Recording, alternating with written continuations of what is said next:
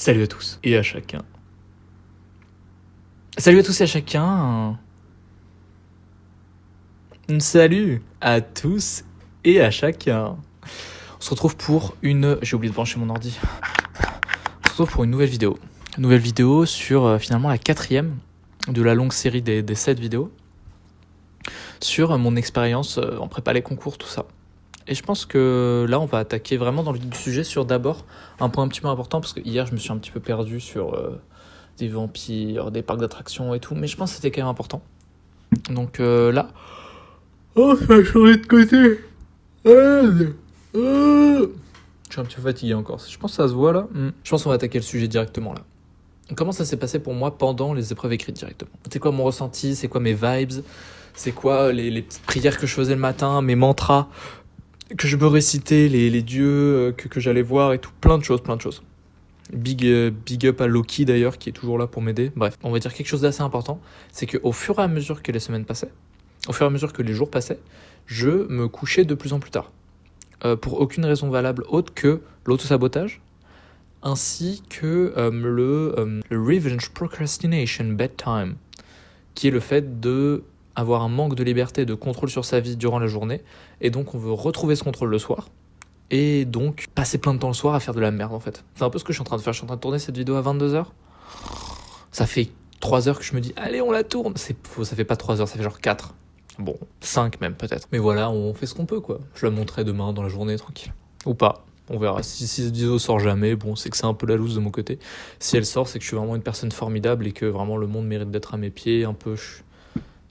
J'imagine vraiment aussi une sorte de pyramide de diamants, d'or, topaz, rubis, agate, tout ça. Et j'ai la chanson qui me vient en tête, c'est vraiment Majesté. Donc c'est un peu ça quoi. Mais voilà, on va pas non plus devenir tout foufou quoi. Donc je regarde dans le vide en fait, j'ai des énormes bougies qui sont ici, j'ai eu trop peur de les allumer dans ma vie, donc ça me fera un peu peur, je les regarde comme ça.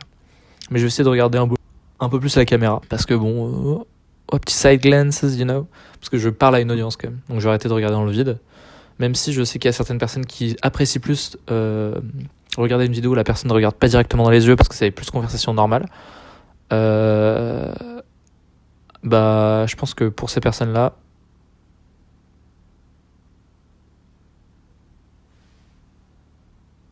je suis un peu self-conscious de ma peau, de mes trucs, tout ça, donc si je me rapproche trop, ce sera un peu dégueulasse.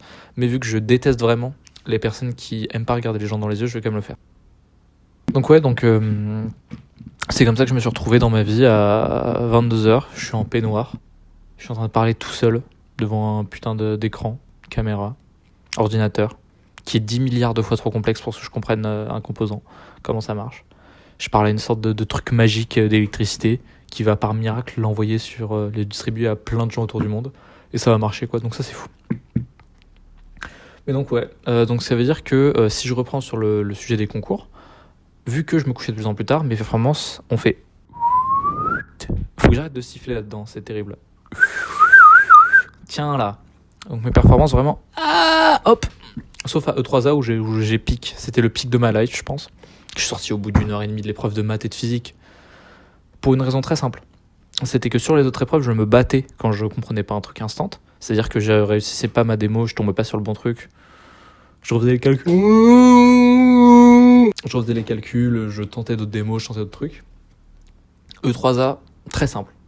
Je réussis pas quelque chose instant, je passe à l'exo d'après. Je réussis pas instant, je passe à l'exo. Et ça va très très vite en fait quand tu fais ça. Ok, t'as 40 questions, mais si t'en fais 20 et qu'il y en a 10 où tu fais pas... Bon, ouais, je voulais pas trop faire E3A.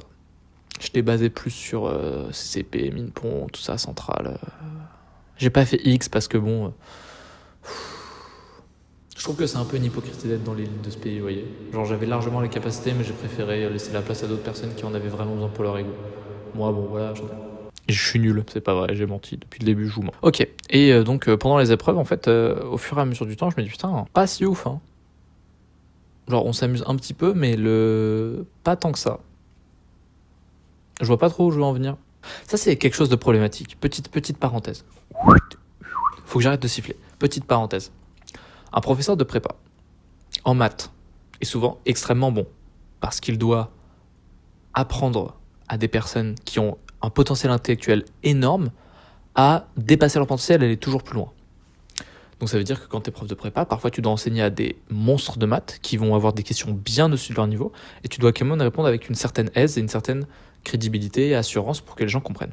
Donc ça veut dire que vraiment le niveau est élevé de fou. Et ces personnes-là ont un instinct mathématique énorme. Et quand ces personnes-là sont réveillées, super, elles expliquent tout parfaitement et ça passe super bien. Quand les profs de prépa ont pas bien dormi parce que, imaginons, ils viennent d'avoir un enfant et les cernes et tout, c'est difficile. Ces personnes-là vont juste passer en mode automatique. Et leur mode automatique, c'est niveau bac plus 23 en fait. Et on peut pas suivre. Donc on passe en mode des chiffres et des lettres. Sigma n puissance n plus 1 sur n, et tu notes, tu comprends rien ce que tu fais, tu notes les arguments, tu notes. Et le soir tu reviens et t'as... C'est trop la loose. Je me dis que, bon, encore une parenthèse là-dedans. Non, on va dire que c'était la fin. Donc, fin de la parenthèse, j'ouvre une autre parenthèse.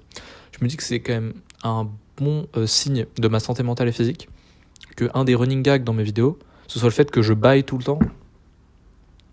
C'est triste, j'aimerais bien que ce soit genre j'ai des sautes d'énergie, tu vois. Ou qu'il y ait des apparitions bizarres derrière moi en mode bizarre, mais bon. Ouais, ça ce serait marrant, mais bon, un peu louche. Et ouais, ces apparitions bizarres. En plus, il faudrait des apparitions où tu dois vraiment timer le moment où elles apparaissent. Trop chiant, genre. Bref, je pensais au fil rouge. Et donc à ce moment-là, finalement, la préparation. Je me souviens que ça c'est quand même une des choses, une des pires choses qui puissent arriver sur Terre. À la fin des concours, t'as donné toute ta vie, t'es lessivé, t'as plus aucun jus de cerveau, t'as plus rien, et on te dit le lundi prochain, ça te dit d'aller en cours. Ça va les refs? Ce que j'avais dit à mon prof de physique, c'était écoutez monsieur, j'ai envoyé un petit mail en disant je serai pas là. Voilà, je suis honnête avec vous, je serai pas là, j'ai trop besoin de me reposer, j'en ai plus rien à foutre. Et il m'avait envoyé un mail en disant MDR, t'as pas le niveau pour te permettre ça, bonne chance. Et j'ai fait écouter, rien à foutre, pas de doute. Au final, il a eu tort, parce que j'ai eu une chance de fou sur les admissions aux oraux d'ailleurs. Vraiment, les admissions pour passer les oraux, pas les admissions après. Donc ouais, là c'est marrant parce que je vais bientôt avoir mes résultats SCI. Salut, ça va? Je suis un peu flippé, mais pas tant que ça, parce que quand on discutait avec mes potes de prépa, c'était vraiment que peu importe l'école dans laquelle tu vas être heureux. Parce que c'est des endroits qui sont faits pour l'associatif et qui sont faits pour travailler dans ta passion que tu aimes. Vraiment, genre être en mode ok à fond. Et ça, c'est trop bien. Et apparemment, t'as moins de travail aussi. Le nombre de vidéos du rire jaune où ils sont en mode MD, on se branle les couilles. Déjà, ça montre 2 problèmes, même 3, je pense. Qu'il y a une misère sexuelle quand même assez horrible en école d'ingénieur si tout le monde se masturbe. Pas vraiment misère. C'est pas une misère sexuelle, mais c'est plus dans le sens, si la seule chose que tu fais toute la journée c'est de branler, c'est qu'il y a un souci. L'inverse d'une misère sexuelle, on va dire. Autre souci, c'est que je suis habitué à travailler beaucoup. Je suis habitué à culpabiliser quand je travaille. Si j'ai une toute petite charge de travail étalée sur un mois, je pense que je vais culpabiliser autant que si j'ai une énorme charge de travail tous les jours. Mais c'est juste que j'aurai pas à travailler. Et je vais procrastiner comme un porc, évidemment. Donc bon, c'est un problème en soi. Et dernier petit problème, c'est que l'expression se branle les couilles, quand même difficile de l'appliquer aux meufs, donc genre plus on se branle les gonades, quoi, juste on se branle. Mais après ça devient tout de suite un peu plus bizarre, weird, parce que ok c'est drôle de dessiner des bites sur des cahiers, mais c'est genre dessiner des vulves tout de suite c'est un peu genre... Enfin bref quoi. Je sais pas quoi dire, j'ai regardé tout à l'heure et on était à 9,54, on est à 11. Oh mon dieu je parle tellement, mais faut que je ferme ma gueule, bisous à tous.